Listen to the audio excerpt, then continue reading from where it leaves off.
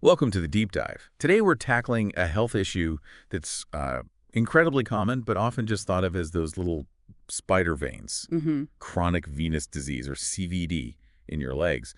But it's way more than just that cosmetic stuff. Exactly. We're looking at a whole range of problems, really, Yeah. from those tiny visible veins right under the skin, what doctors call telangiectasias and reticular veins, all the way to bigger issues like varicose veins, that heavy, achy, swollen feeling in your legs, hmm changes in the skin, and even those really difficult leg ulcers that just won't seem to heal. And the sheer number of people affected is, well, it's really surprising. Depending on the study you look at, it can range anywhere from like a small percentage to over half of adults in places like Western Europe and the U.S. Yeah, the variation is huge. The Edinburgh vein study gave us a really detailed look, though. They found a lot of people, both men and women, had varicose veins, and ankle swelling was also surprisingly common. What was really interesting was how problems with the blood flowing backwards in the veins near the surface, that's called superficial vein reflux, how that got more common as people got older. Okay. And this reflux, especially, when it involved the deeper veins or a specific vein on the back of the calf called the small saphenous vein, that seemed to be a sign that the CVD was likely to get worse over time. Wow. And they followed people for a while, didn't they? They did, yeah, over a decade. And their research showed pretty significant progression in most cases. It's not something that just stays static. And what's really striking here is how much this can impact someone's life. Hmm. When CVD gets to the stage of venous ulcers, it's not just a medical issue anymore, is it? It really affects their day-to-day quality of life. Oh, absolutely. These ulcers can be incredibly painful. They can limit mobility. It's a serious burden for the patient. For sure.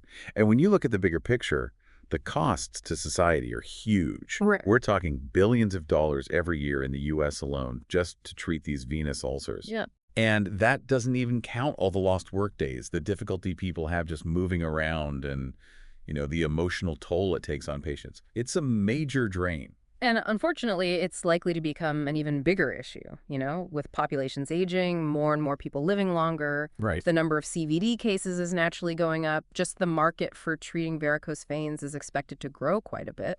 So really understanding how to best manage this is becoming more and more critical. Okay, so let's get into the details then. For this deep dive, we've looked at a comprehensive review, and it focuses specifically on how to treat CVD without surgery or those minimally invasive procedures. So, no operations today. Right. We're talking about the things you can do that don't involve, going under the knife or having a laser treatment. And this is where it gets really interesting. Traditionally, the first step has always been to try these non-operative treatments, right? Thinking that if they worked well enough, maybe surgery could be avoided altogether. Yeah, that makes sense. But a study by Lurie and Kissner actually questioned this whole idea. They found that the patients who did improve with these conservative measures were actually the ones who ended up having the best results if they later chose to have surgery. Oh, interesting. So it's almost like a predictor. Kind of, yeah. It suggests that these non-operative therapies might be more of a way to identify who will benefit most from surgery, rather than being a true replacement for it in many cases. Okay, that's a fascinating perspective. So our goal today is to really explore these non-operative approaches. The review we looked at breaks them down into three main areas. Changes to your lifestyle, compression therapy like special stockings, and then medications. Sounds good. Let's start with those first steps. Yeah. The lifestyle adjustments you can make. Okay. And the first thing people often think of is exercise. Now, exercise in CVD, it's a little bit of a delicate balance, actually. How so? Well, you might just assume that the more active you are, the better, right? But the review points out that for people who already have open venous ulcers, really intense, vigorous exercise could actually be harmful. Okay. That totally makes sense. You wouldn't want to put extra strain on skin that's already damaged and trying to heal. Exactly. But on the flip side, the review emphasizes that moderate activity and just generally being more mobile can actually help those ulcers heal. And it works really well alongside compression therapy, which we'll definitely get to later. Right. There was a really interesting study from Lurie's group that looked at what happens when people with problems in their main superficial vein, the great saphenous vein. Okay. What happens when they do something as simple as just standing on their tiptoes repeatedly? Basic toe lifts. Yeah, basic stuff.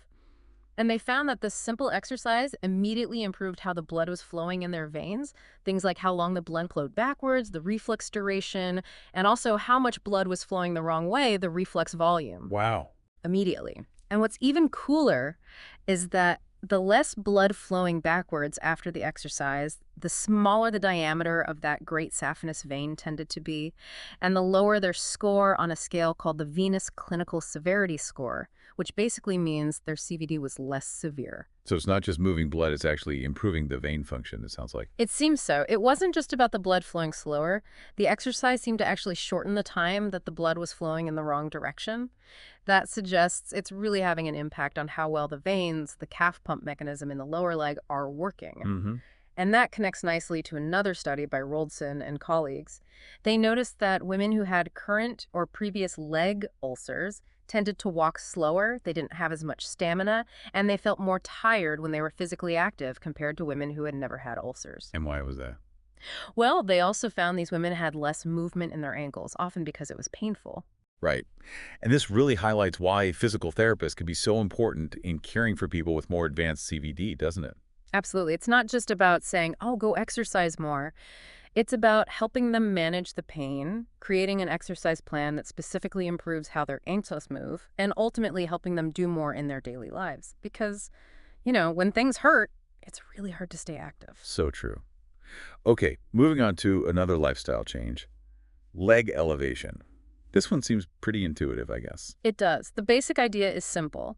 By raising your legs above the level of your heart, you're letting gravity help with the blood flow. Right, getting the blood back towards the heart. Exactly. It helps the blood drain from your legs, increases the return of blood to your heart, and importantly, reduces that swelling, the edema you might get in your ankles. The general recommendation is usually to do this several times a day. And does the research back this up? Yeah, the review mentions a study by Abu Own and colleagues that actually found improved blood flow in the tiny vessels, the microcirculation, of people with skin changes related to CVD after they elevated their legs. Okay. Now, some studies have looked at oxygen levels in the skin, trying to see if that improves, but it's not entirely clear how that relates directly to ulcer healing. Some data suggests oxygen levels might actually be better with compression or even when you're standing, rather than just elevating your legs. Okay. However, there was a study in Australia that found that people who spent more time with their legs raised, and this was along with using compression, they had lower rates of their ulcers coming back. But that was retrospective, right? It was, yeah. So the researchers themselves pointed out that there might be some inaccuracies in what people reported remembering. You know how that goes. Sure. So it seems like elevating your legs is definitely good for managing symptoms like swelling and maybe helps with healing or recurrence, even if the top-level proof isn't completely solid. That seems fair to say. The practical issue, of course, as you mentioned, is that it's not always easy for people to keep their legs up for long stretches during the day. Life gets in the way. Definitely. Okay, let's talk about weight loss. This comes up in so many discussions about long-term health issues, and CVD is no different, it seems. No different at all. The review highlights several really big studies, the Edinburgh Vein Study, the Bonn Vein Study, the San Diego Study, and they all pointed to being overweight or obese as an independent factor. Meaning it increases your risk even if you account for other things. Exactly. An independent risk factor for both getting CVD and for having it get worse over time. The findings from the Bonn Vein Study were particularly striking. They showed a clear increase in the odds, the likelihood of the disease progressing as people's BMI, their body mass index, went up. Wow. And a more recent study in 2020 even found that how well CVD treatments worked was linked to someone's BMI. It actually suggested that if someone has a very high BMI, it might even be a relative contraindication for certain treatments. Meaning maybe hold off on the treatment? Right, or at least strongly recommend focusing on getting advice about losing weight first before proceeding with, say, vein ablation. That's significant. It is. It seems like the exact ways that being overweight affects how CVD progresses are still being, fully figured out. But the link is strong enough that losing weight should definitely be considered an important part of managing the condition for those who need it. Okay, so those are the main lifestyle changes. Yeah. Exercise, elevation, weight loss. Now let's move on to what's often seen as the most important non-operative treatment for CVD, compression therapy. Absolutely. Compression has been around for a very, very long time. We're talking back to ancient times, actually. Lovely. Yeah. And while it's been used for centuries, it's only more recently that we've started to really measure and understand the pressure it applies in a standardized way. The key idea here is something called interface pressure. Interface pressure. So just how much pressure the sock or bandage is putting on your skin. Exactly. And the review mentions that when we're talking about graduated compression stockings, those are the ones that are tighter at the ankle and get looser as they go up your leg. There's a standard way to measure this pressure. It's done at a specific spot just above your ankle called the B1 point. Okay, B1 point. But it's important for people to remember that the pressure at other places on your leg can still vary quite a bit, even with the same stocking, depending on leg shape and size. Right. So why is compression so helpful? What's it actually doing? Well, the main reason is that it helps to counteract venous hypertension. That's the high blood pressure in your leg veins, which is really the main underlying problem in CVD. Okay, so it pushes back against that pressure. Exactly. But it does more than just that. Compression has been shown to help the muscles in your calf pump blood back to your heart more effectively, improving that calf muscle pump function. It also seems to improve blood flow in the tiny vessels, the microcirculation. Is there an optimal pressure level? Yeah, it seems to really see these effects on blood flow. You usually need an interface pressure of around 35 to 40 millimeters of mercury, roughly. Interestingly, putting on too much pressure, like over 60 millimeter Hg, can actually squeeze the veins shut when you're standing, which isn't helpful. So there's a limit. And it's not just about the physical squeeze, is it? The review mentioned biological effects, too. That's right. It's not just mechanics. Compression seems to improve blood flow in the smallest vessels, help drain excess fluid via the lymphatics, increase the amount of oxygen getting to the tissues, and even reduce the levels of certain things that cause inflammation in the vein wall and surrounding tissue. So it's working on multiple levels to help things like ulcers heal. Precisely. All of this can contribute to better healing of venous ulcers. Okay. Now, there are quite a few different types of compression devices out there you mentioned. Yes, quite a variety. The most common are those graduated elastic stockings we talked about. Yeah. But we also have things like the Circade garment, which uses adjustable straps. There's the Boot, which is a special type of bandage. Different kinds of layered elastic and non-elastic bandages, and even devices that provide intermittent air pressure, pneumatic compression. Let's start with the graduated elastic stockings, since they seem so widely used. Sounds good. These stockings have been around since the 1950s, and they come in different levels of compression or classes, usually class 1, which is lighter, up to class 3, which is stronger. And the pressure is measured at that B1 point again. Yep, measured at the ankle, given as a range, and it depends on the material of the stocking and, crucially, how big around your leg is. So getting the right size is really important. And they wear out, right? They do. They lose their stretch over time, so the recommendation is generally to replace them every 6 to 9 months to make sure you're still getting the right pressure. Okay. Now, when we look at using these stockings for early CVD, specifically what doctors call C1 and C2 disease, so that's things like those spider veins and maybe slightly larger varicose veins, what does the evidence say? Yeah, this is where it gets a bit murky. The evidence is kind of all over the place. Some studies have shown that low compression stockings, maybe 10, 15 millimeter Hg, can help with making your legs feel better, symptom control in some cases, especially if you're really consistent about wearing them. But when you look at a lot of different studies and guidelines together, there's no real agreement on the best level of compression for this early stage CVD. And importantly, compression stockings haven't really been shown to stop the disease from getting worse or to prevent varicose veins from coming back after they've been treated, say with surgery or sclerotherapy. Why is the evidence so unclear? Well, the research in this area seems to have a lot of conflicting results, and often the studies have issues. A big one is non-compliance, people just not wearing the stockings as prescribed, which makes it really hard to draw firm conclusions about whether they work or not. Right. So the main takeaway for early CVD seems to be that lighter compression might help with symptoms. Possibly, yeah, especially if you have very early signs, or maybe if you're pregnant, or to help prevent leg swelling if you know you're going to be sitting or standing for long periods, like on a long flight. Okay. And maybe for preventing blood clots after surgery or if someone isn't moving around much? Right. Those are situations where light compression might be beneficial, but the actual recommendation for using, say, class 2 stockings for simple, uncomplicated varicose veins isn't very strong. Yeah. And they don't seem to do much to prevent varicose veins from returning after treatment or to help heal ulcers. Okay, that sets the stage then for looking at more advanced disease.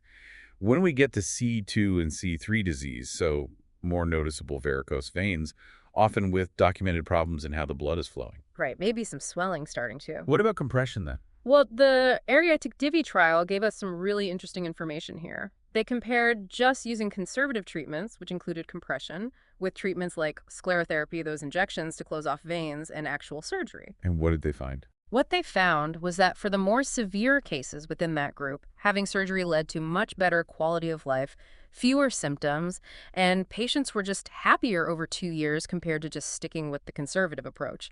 And it was also more cost-effective. So surgery seemed better in that trial for C2C3. For those with significant reflux and symptoms, yes. And the Cell et al. Study kind of backed this up. They found that both compression and surgery improved those clinical scores doctors use to measure severity. Okay.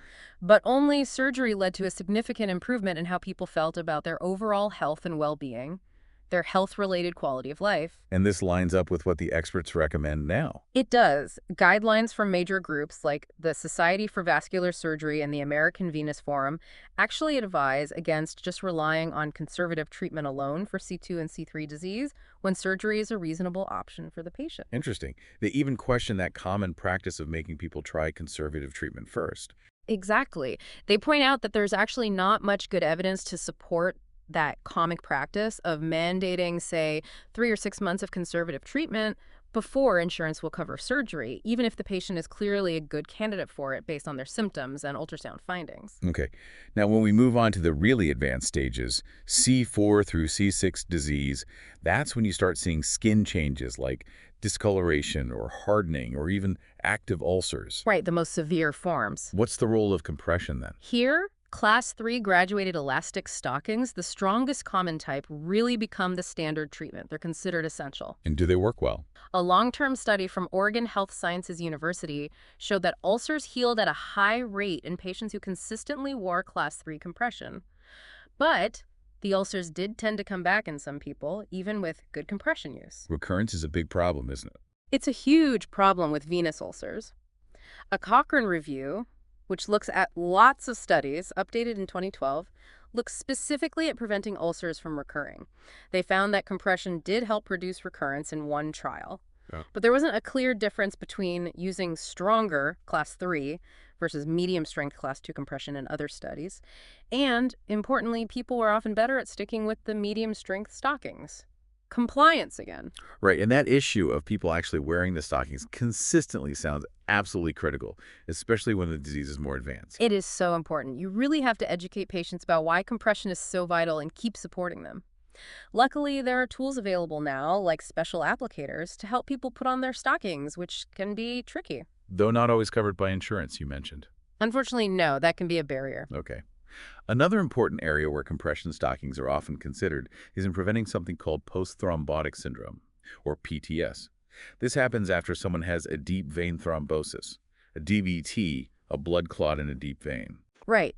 PTS is that long-term condition that can develop after a DVT, causing ongoing leg pain, swelling, sometimes skin changes. It can be quite debilitating. And how PTS develops is complicated, isn't it, involving inflammation and vein damage. Very complicated. It involves inflammation, damage to the vein walls and valves, which eventually leads to that persistent venous hypertension and the symptoms.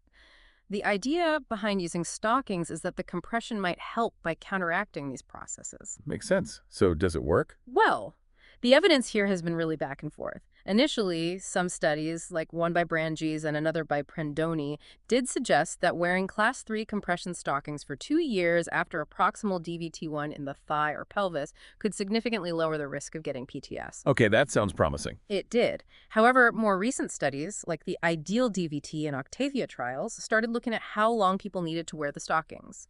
They found that shorter, more personalized durations might actually be just as effective as the standard 2 years in many cases, which is obviously better for patients if true. But then came the SOX trial, right? That seemed to shake things up. It really did. The SOX trial was a large, well-designed study, a randomized controlled trial. They compared elastic compression stockings to stockings that looked the same, but didn't provide any real compression of placebo stocking. And the result? They found no benefit from the elastic compression stockings in preventing PTS compared to the placebo, a pretty definitive negative result in that study. Wow. So case closed. Stockings don't prevent PTS. Not quite so fast. While the SOX trial's findings were significant and influential, some experts have pointed out potential issues with how the study was done. Things like exactly when the stockings were first put on after the DVT, how well people actually wore them consistently, that compliance issue again, and even some debate about how PTS was defined and measured in the study. Okay, so still some debate. Definitely. A meta-analysis pooling data from multiple studies in 2019 still suggested that compression might offer some benefit, but another comprehensive Cochrane review from the same year concluded that we don't have really high certainty proof to support using them routinely for PTS prevention. This lined up with another meta-analysis by Skirvin et al.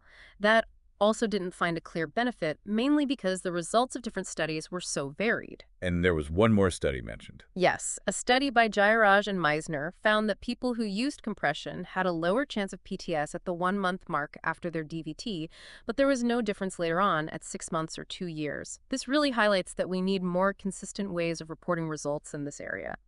So the bottom line on PTS prevention.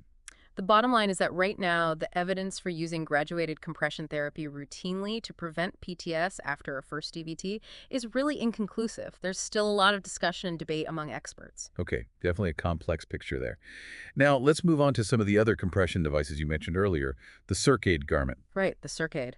This is a non-stretchy option. It uses adjustable Velcro straps instead of elastic fabric. And how does this stack up? Well, studies have shown that it works just as well as stockings for reducing swelling, the edema, and also for helping the leg muscles pump blood effectively. It might be a really good alternative for people who, for whatever reason, can't or won't wear those Class 3 elastic stockings. Maybe they can't get them on or find them too uncomfortable. Any evidence for ulcer healing? There was one small trial by Blucken and colleagues that actually found that leg ulcers healed faster with the Circade garment compared to traditional 4-layer elastic bandages. Interesting. What are the advantages? A key advantage is that you can adjust it throughout the day, which can be really helpful if your leg size changes due to swelling. It's also often said to be easier and quicker to put on than stockings or complex bandaging, and potentially more comfortable for some people. And how might it work differently? There's an idea that because it's non-elastic and adjustable, it might provide a firmer back support during muscle contraction, perhaps working in a similar way to the Una boot by counteracting outflow from those perforating veins that connect superficial and deep systems, and improving blood flow in the tiny vessels that way. Okay. Speaking of the Una boot, tell us about that. It sounds kind of old school. It is, but it's still used effectively. It's a specific type of compression dressing, usually a multi-layered bandage with an inner layer of gauze that contains soothing stuff like zinc oxide or calamine lotion, covered by an elastic wrap. As the boot dries, it gets stiffer, more rigid. And that helps how? That stiffness provides good support, improves blood flow when you're walking because the muscle pushes against the rigid boot and helps reduce swelling. It can apply a pretty significant amount of pressure, often in that 35-40 millimeter Hg range. And is it effective? Studies that have looked back at patient records, retrospective surveys, have shown high rates of ulcer healing in people who were compliant and used it correctly. And one study even found it worked better than simple polyurethane dressings for healing ulcers. Okay. Then we have just general layered elastic and non-elastic compression bandages. Right. These can be made of one or more layers, and the really important things determining effectiveness are how much pressure they apply, how many layers there are, what the bandages themselves are made of, and how stretchy or elastic they are. Is there a pressure limit? Yes, you generally don't want to exceed about 50 millimeter Hg, and you have to be careful about putting too much pressure over bony areas like the ankle or shin. The type of dressing you put directly on the ulcer underneath the compression can also vary depending on the wound itself. Could be a simple non-stick dressing or something more advanced like a hydrocolloid. What's the difference between using elastic versus non-elastic bandages? Elastic bandages, like the name suggests, stretch. They tend to maintain pressure better when the leg isn't moving, what's called resting pressure, and are generally easy to apply consistently.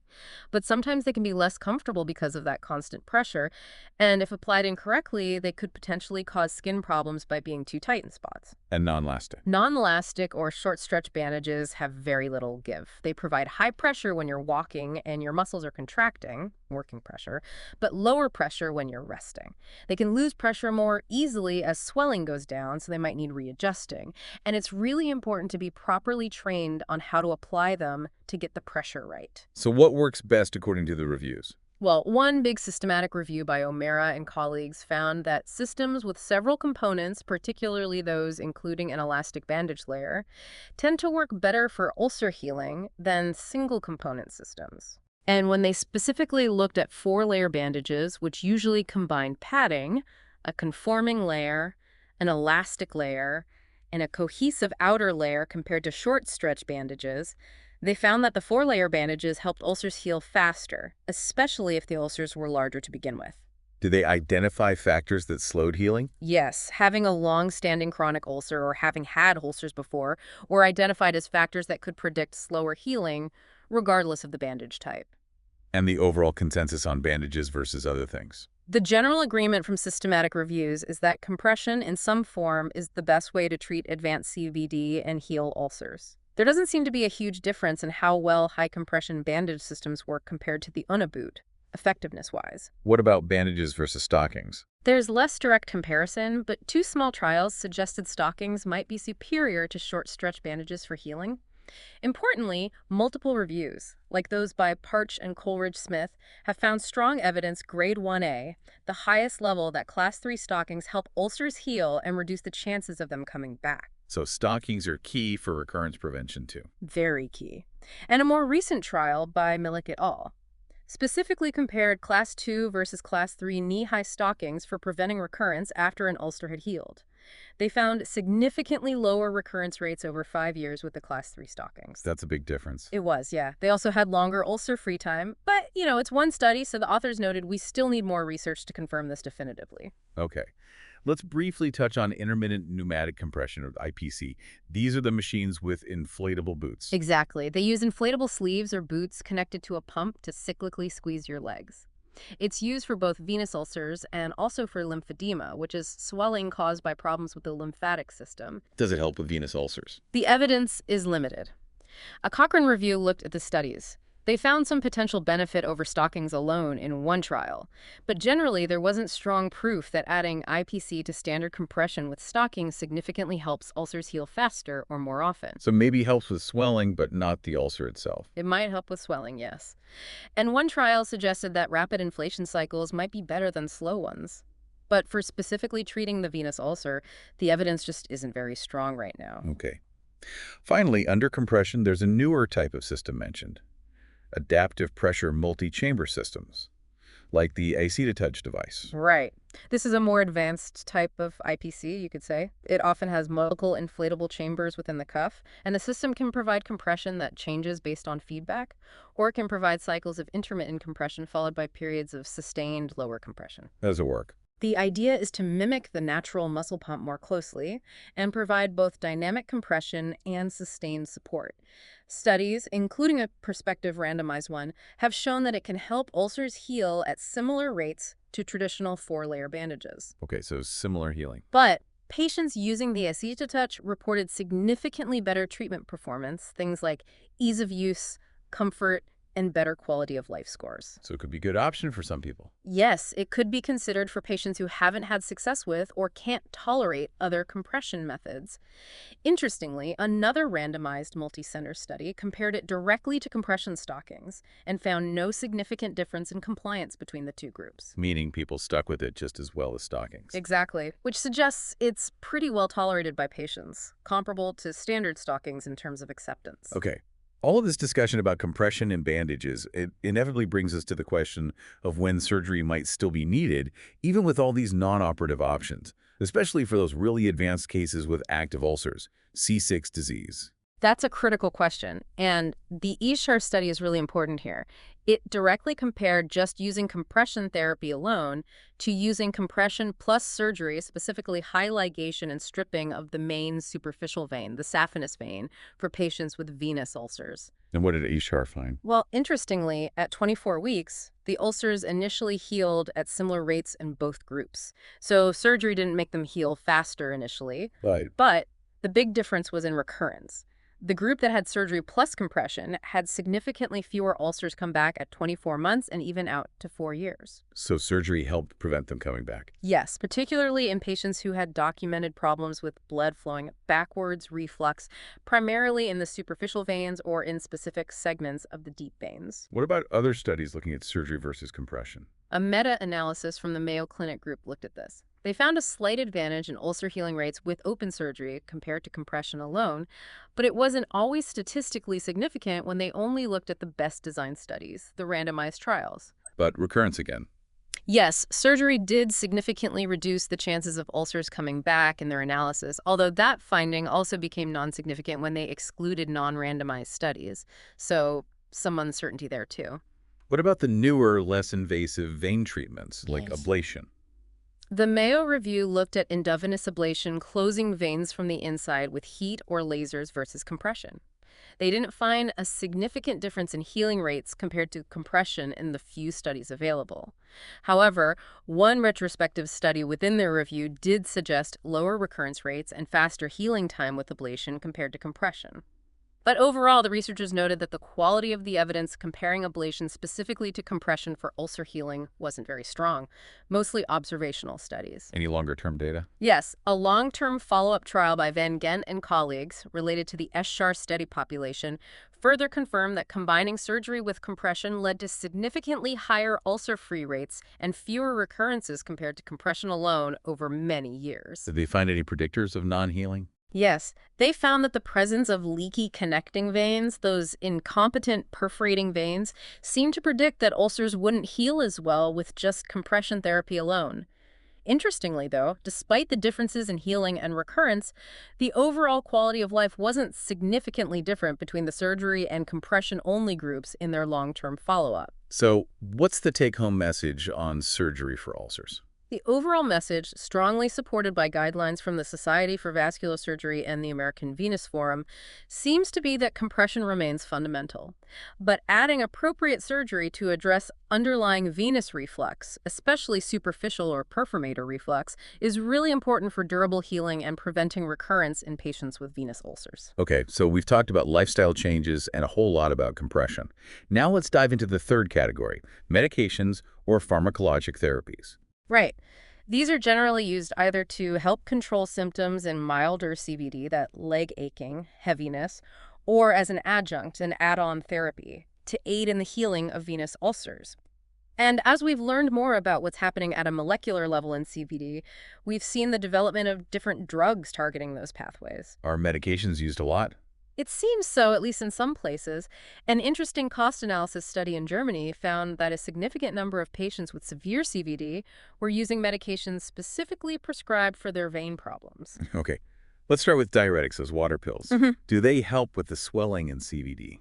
Well, the review points out that their role in treating CVD specifically is a bit controversial. There's only limited evidence suggesting they might help with the edema, the swelling, and maybe primarily in cases where the patient also has congestive heart failure contributing to the swelling, not so much for pure venous edema. Okay, then there's zinc. We hear about zinc for wound healing sometimes. We do. Zinc plays a role in many enzymatic processes in the body, including immunity and wound healing. It's also found in the structure of the vein walls, regulated by enzymes called MMPs. So theoretically, it could help. Theoretically, yes, there's an idea it might be helpful in CVD because of its role related to those MMPs, but the exact way it would work isn't really clear. And despite zinc being found in many creams and ointments for wounds... Right, like in diaper rash creams. Exactly. There's actually insufficient evidence to say that applying zinc topically helps venous ulcers heal. And a Cochrane review also looked at taking zinc pills, oral supplementation, and found no benefit for ulcer healing, even though some reports suggest people with ulcers might have low zinc levels.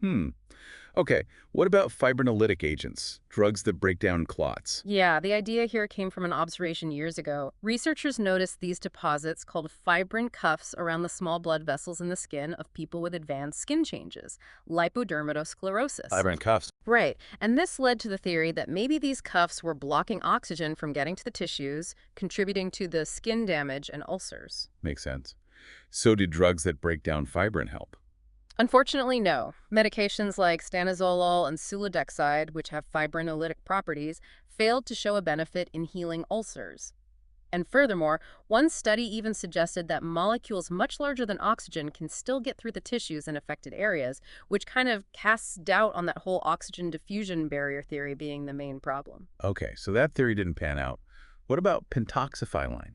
Pentoxifylline is an interesting one. It was originally developed and used for peripheral artery disease, poor circulation in the legs due to blocked arteries, but it has also been used off-label for venous ulcers. What does it do? It has several effects. It can make red blood cells more flexible so they can squeeze through small capillaries better. It reduces blood viscosity or stickiness. And importantly, it seems to have anti-inflammatory effects like inhibiting TNF-alpha and reducing neutrophil activation. So, potential benefits for venous disease. Does it work for ulcers? The evidence is suggestive, but maybe not definitive. A randomized trial in 2007 showed an initial improvement in ulcer healing with pentoxifylline that wasn't quite statistically significant. But when they analyzed the data differently using Cox regression, there was a clinically significant improvement in healing. Okay, and reviews. A Cochrane review in 2012 looked at multiple trials.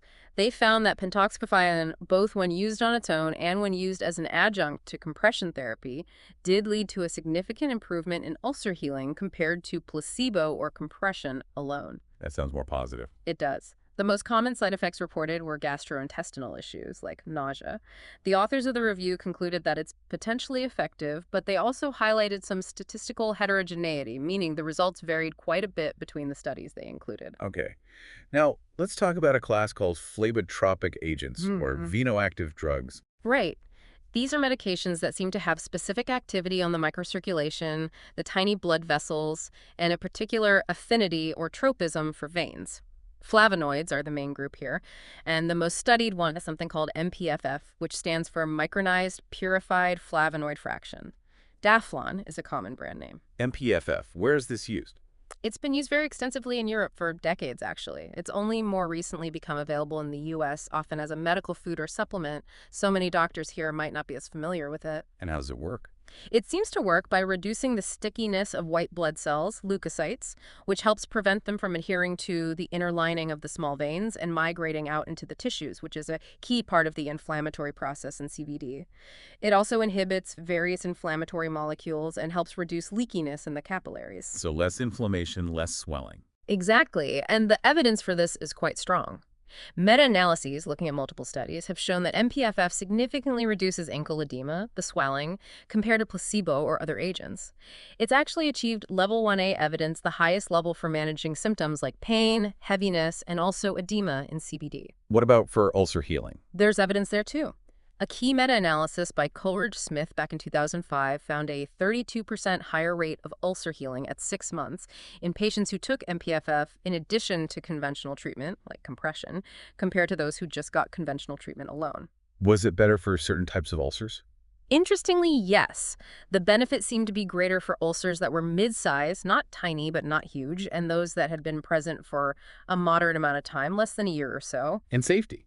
Reviews, like one by Bush et al. In 2016, have confirmed these beneficial outcomes for various CVD symptoms without causing serious side effects. And more recent publications, like one from Nicolaides summarizing European Venous Forum conclusions in 2020, have reiterated the general agreement that MPFF offers therapeutic benefits at each stage of CVD by easing symptoms, reducing inflammation, and aiding ulcer healing. Okay, so MPFF sounds like a promising option, especially for symptoms. What about prostaglandins?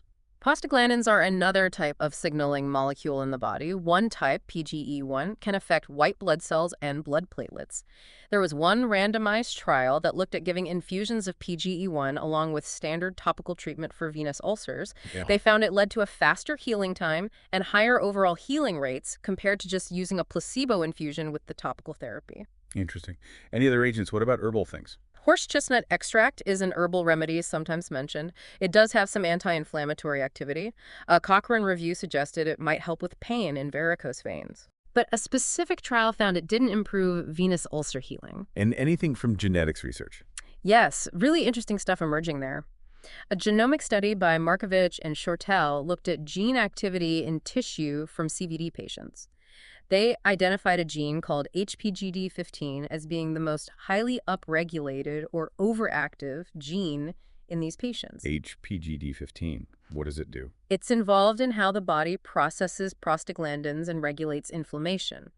The thinking is that its overexpression might actually be the vein's own attempt to mount an anti-inflammatory response to the disease process.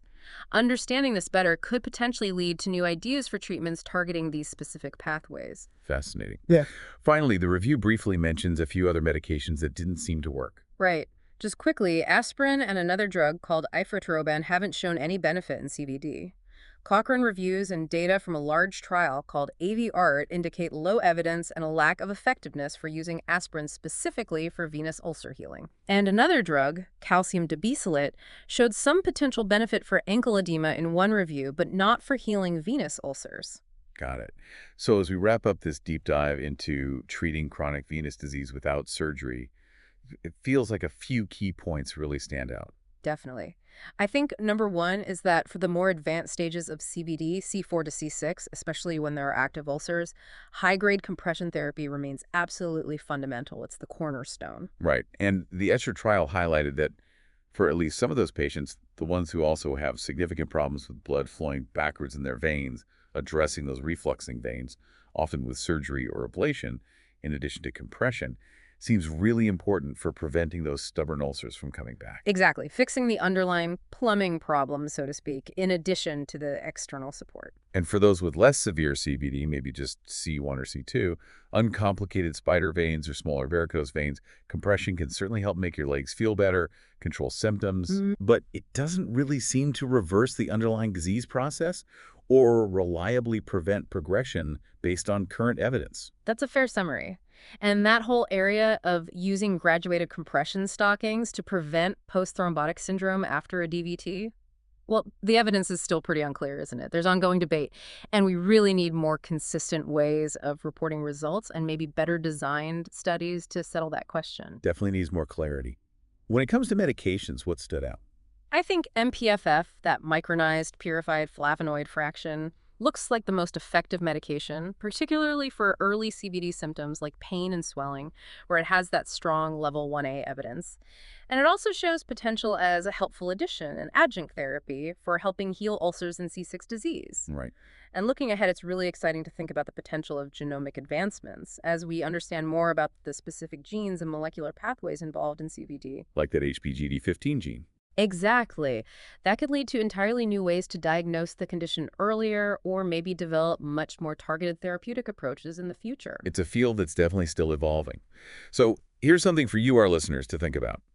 As we continue to learn more about the complexities of CVD, how will we best balance using these more conservative, non-operative treatments with the option of more invasive procedures like surgery or ablation? And perhaps even more excitingly, what new therapies might emerge as we get that deeper understanding of exactly what's happening at a molecular level inside our veins? Lots to consider. Indeed. Thanks for joining us for this deep dive.